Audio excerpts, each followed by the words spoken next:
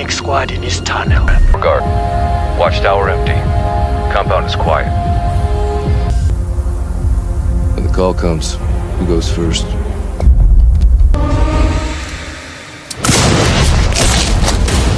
Impact. You take left. I'll take far right target.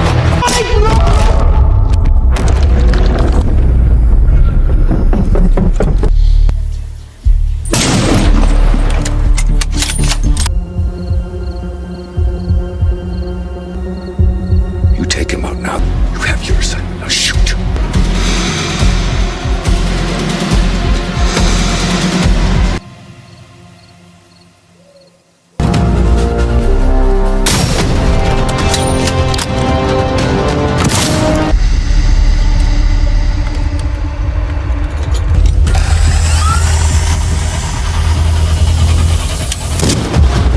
Hey guys, apa kabar semuanya? Balik lagi bareng gua di HDV Movie, tempat nongkrongnya kaum rebahan yang suka diceritain film biar nggak perlu capek mikir alur sendiri. Hehehe, jadi santai aja, rebahin badan, siapkan camilan, karena gua bakal bawain cerita seru lagi buat kalian. Kali ini kita bahas film terbaru tahun 2025, judulnya Sniper: The Last Stand. Dari judulnya aja udah kebayang kan? Ini bukan film tentang tembak-tembakan pakai ketapol atau pistol mainan, tapi sniper beneran yang sekali tarik pelatuk bisa bikin musuh langsung AFK permanen. Nah, ceritanya sendiri masih ngikutin kisah si Brandon Beckett, sniper andalan kita yang udah turun-temurun jadi andalan sejak bokapnya dulu.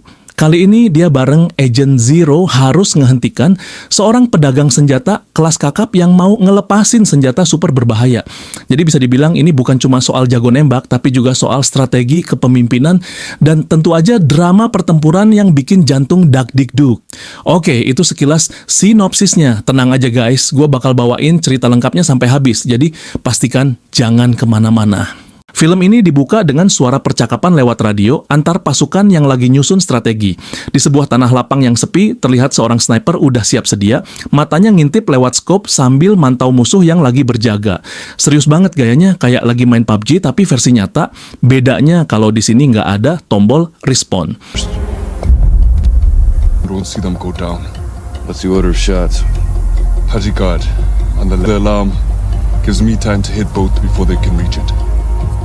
Sementara itu, di sisi lain, beberapa pasukan udah sukses nyusup ke lokasi target lewat lorong bawah tanah.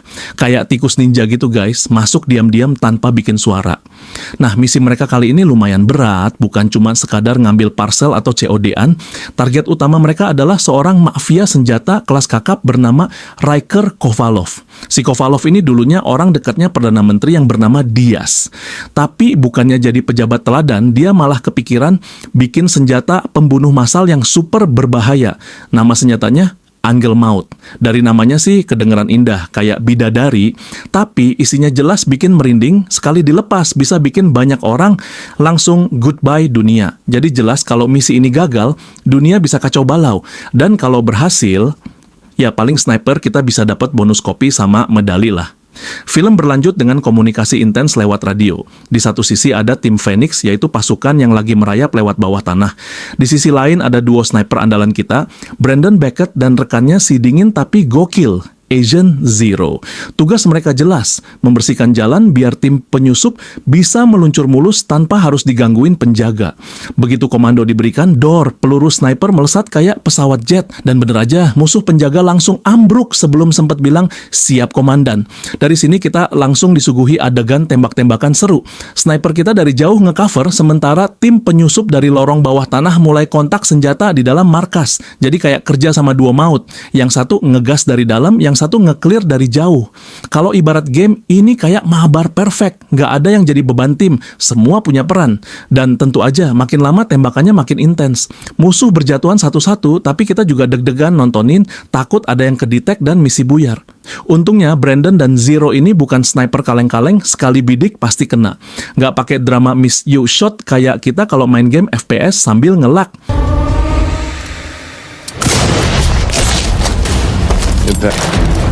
Impact center. Sandy, breathe. You take left. I'll take far right target.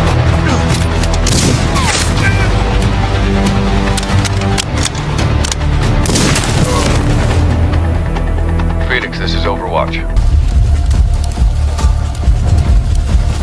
Copy. Alpha team heading to the office in search of primary target.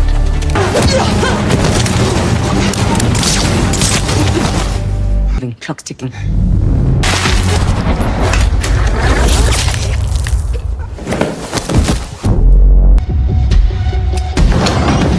Dan nah, ini dia guys, muncul juga orang yang dari tadi jadi target utama, Riker Kovalov. Gimana menurut kalian? Tampan nggak? Kalau sekilas sih lebih mirip Bapak Kos Galak ketimbang mafia internasional, tapi ya namanya juga penjahat kelas kakap, gaya pasti harus tetap rapi. Sesampainya tim penyusup di titik target, bukannya angkat tangan dan nyerah dengan manis, si Kovalov malah langsung ngebuka sesi baku tembak. Dor. Tim penyusup dibuat kewalahan karena Kovalov ternyata nggak cuma jago ngatur bisnis senjata, tapi juga lumayan luas megang senjata beneran. Saking nggak terimanya mau ditangkap, Kovalov sampai nelpon abang angkatnya yang nggak tanggung-tanggung, Perdana Menteri Diaz. Yaelah, kalau kita sih paling banter nelpon abang ojol buat backup. Tapi ini, dia malah manggil pasukan milisi buat bantuin. Auto tambah ribet lah situasinya. Breeze descending. No adjustment. You take the spotter. I got the sniper. Your militia! Send everyone! You hear me? From Reaper! Yes! Wait! The weapon is currently... Singkat cerita, setelah baku hantam sana-sini, Kovalov akhirnya terkepung. Tapi bukannya mikir logis, dia malah ngeyel tingkat dewa. Daripada nyerah, dia maksain buat mengaktifkan senjata super bahaya itu, si Angel Maut. Padahal udah jelas-jelas diperingatin kalau senjata ini masih prototipe, alias belum sempurna. Hasilnya, senjatanya nembak ngasal, nggak terkontrol kayak anak kecil main mercon tahun baru. Pelurunya mental kemana-mana, bukannya bikin lawan ciut, malah bikin semua orang di sekitar kena getahnya. Jadi bener-bener Angel Maut bukan cuma buat musuh, tapi juga buat mereka semua yang ada di situ. Intinya, gegara keegoisan Kovalov bukan kemenangan yang didapat, malah bikin kekacauan lebih besar. Ya kalau istilah kita sih, ini contoh nyata orang yang ngeyel kelewatan sampai nyelakain diri sendiri.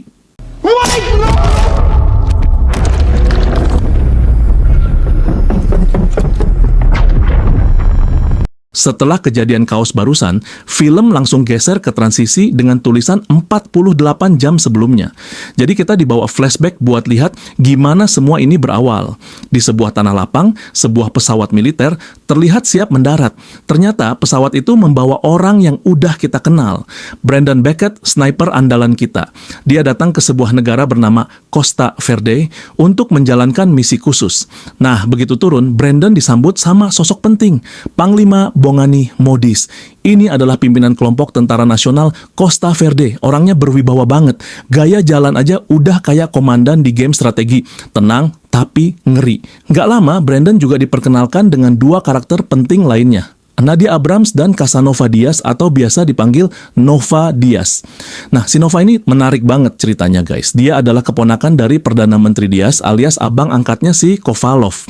Jadi bisa dibilang hubungannya agak ribet. Biar makin jelas, Perdana Menteri Diaz ini ngambil alih kekuasaan di Costa Verde setelah ayahnya Nova terbunuh akibat aksi makar sebelumnya. Makanya Nova tumbuh dengan dendam mendalam sama pamannya sendiri.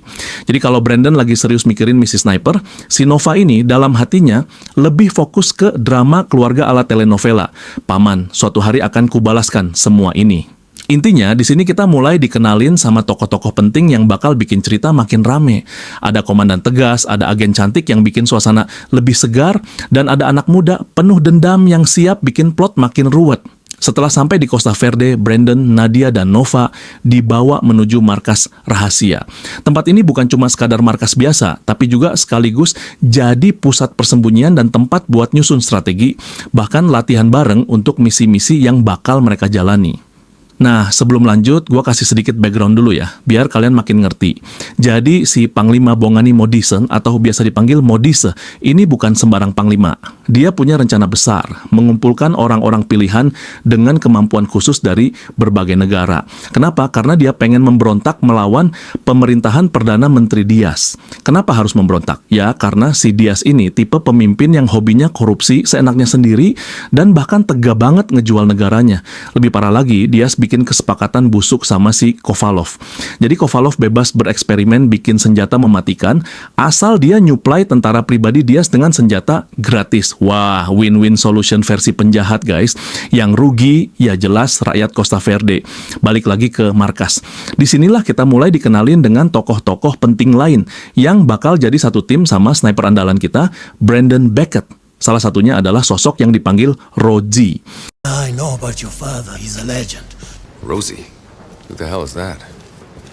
Thunderstorm's coming. Rain. Vicky Rosenberg. Didn't expect to find you in this place. I mean, without saying goodbye. Dan ternyata Rosie ini bukan orang asing buat Brandon. Mereka udah kenal sejak lama. Jadi begitu ketemu, vibes-nya langsung cair kayak reuni sekolah. Rosie pun ngenalin Brandon ke agen-agen lainnya. Dan yang menarik, mereka semua langsung nyambut Brandon dengan hangat. Wajar aja sih, soalnya di dunia militer, nama Brandon Beckett udah kayak artis papan atas.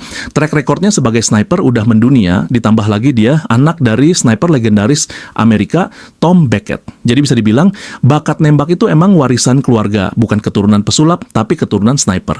Jadi nggak heran kalau pas Brandon datang, semua orang langsung respect. Ibaratnya kayak Cristiano Ronaldo masuk lapangan futsal kampung, semua langsung terpesona. Singkat cerita, setelah perkenalan, mereka pun mulai latihan bareng dan nyusun strategi misi.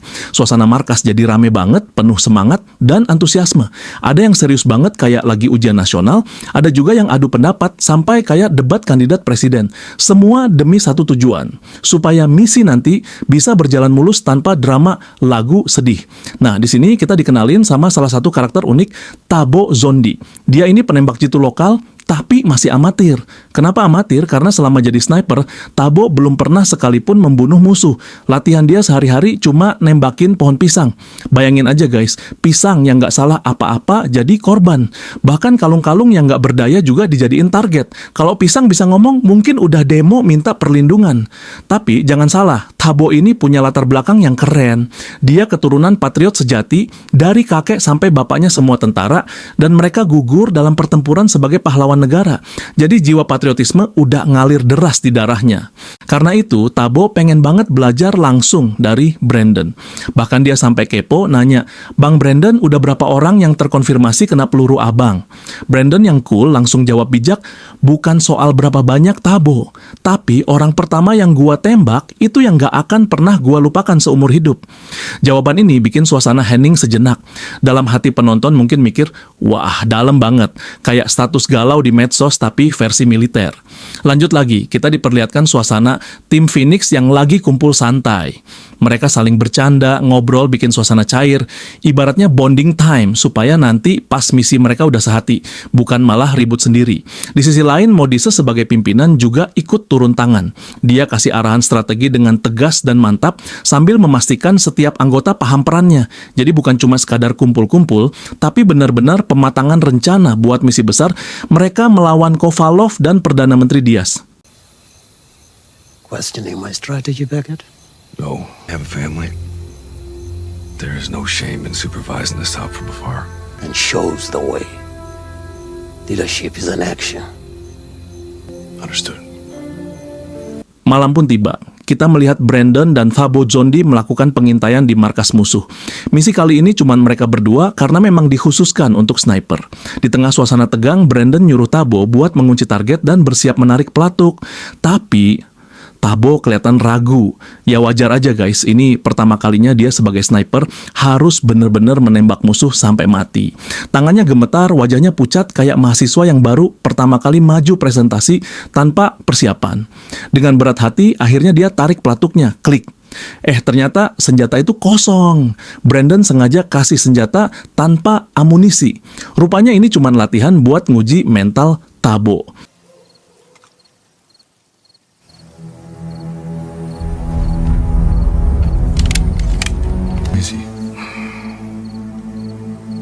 No idea.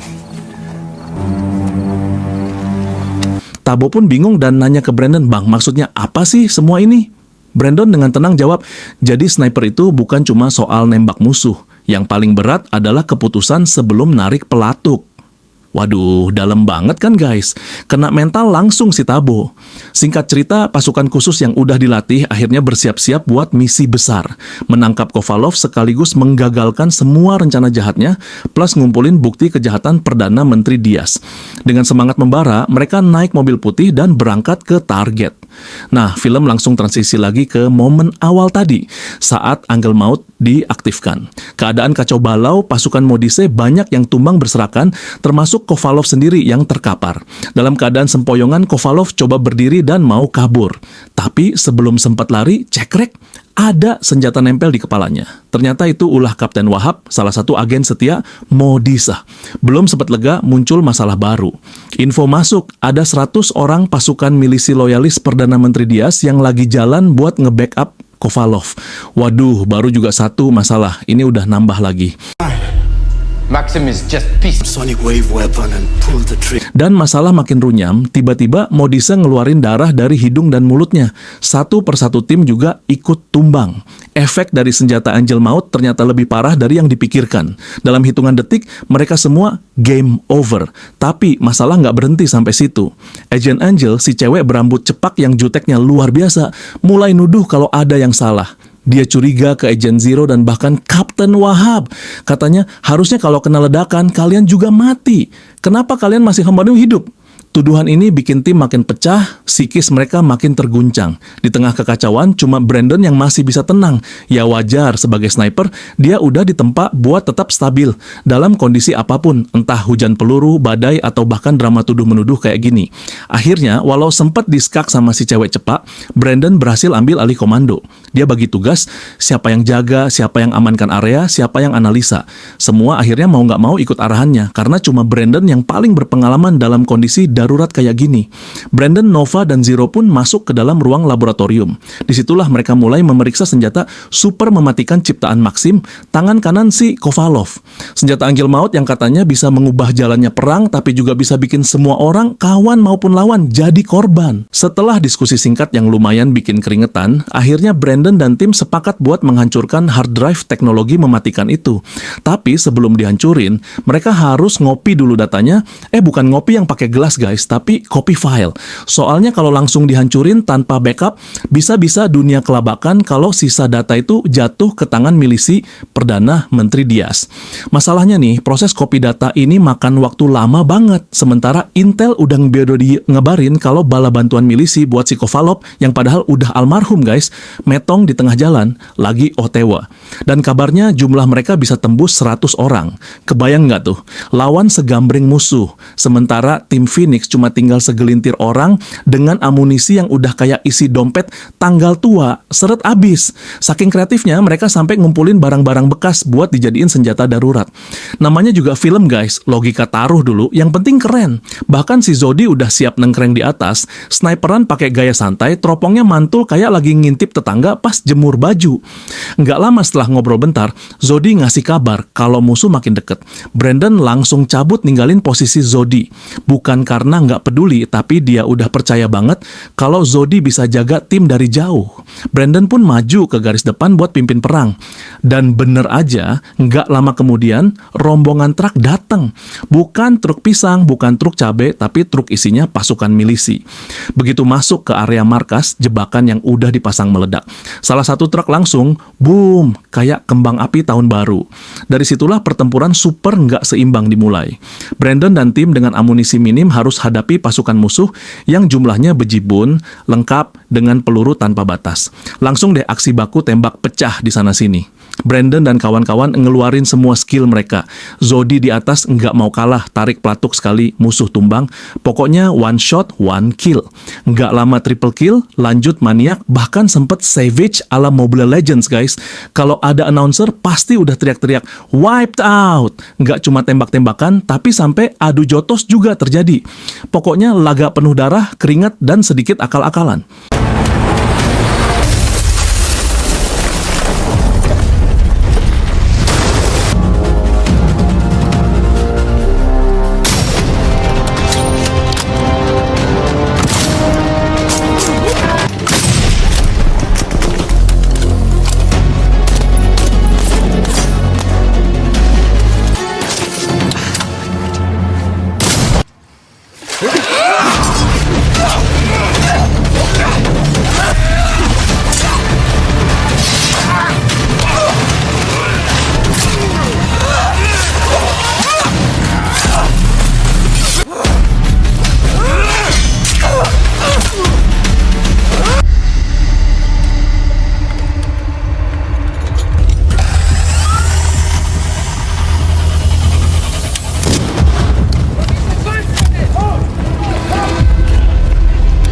Secondary kill zone. Copy.